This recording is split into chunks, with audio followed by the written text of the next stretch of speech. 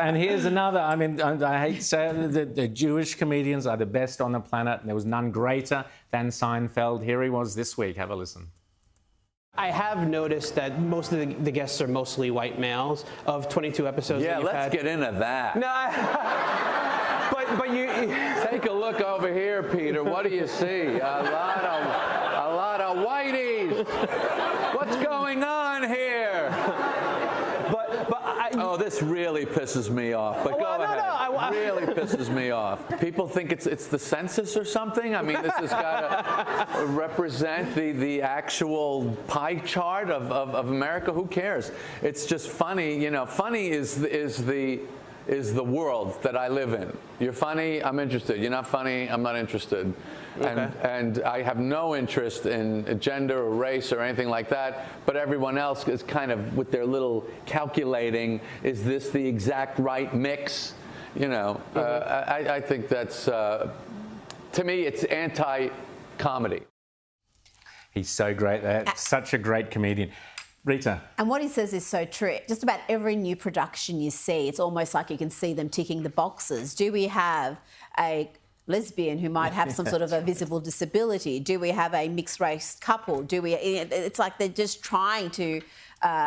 Well, somebody had a great line about how that's sort of really infected like the advertising industry too in the United States. Yep. And they said that if you were to watch car ads in the United States, you would think every couple is mixed race and loves camping. But interesting feature, Jerry, just because in recent days he got this crazy vitriol and anti-Semitism. He was emerging from a Jewish event in New York.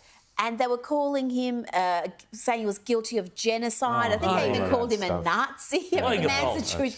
But so though he's disinterested in the politics is interested in him. So it's sometimes these celebrities get red-pilled against their will. They say something that's entirely normal and mainstream, and the hate mobs come for them. But comedy is the greatest bulwark, the greatest bulwark against this kind of totalitarian But the important mindset. thing, though, about this, though, is that just like somebody like J.K. Rowling, who's really rich and can afford it, Jerry Seinfeld, he can't be canceled. He's got $1 billion in the bank, So it's really incumbent on people like that who've got money and power and status to keep fighting this, because there's a lot of little guys out there who will get absolutely steamrolled. And similarly with Ricky Gervais and Dave Chappelle, they're probably the two top comics of the era now.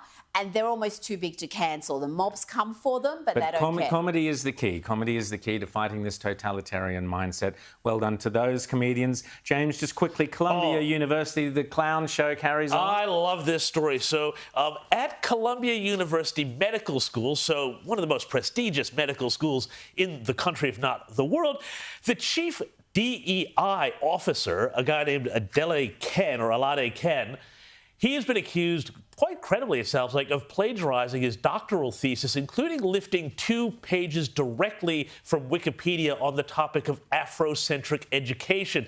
So this is what's happening at one of the most prestigious medical schools in the world. You were talking about the heart attack there before.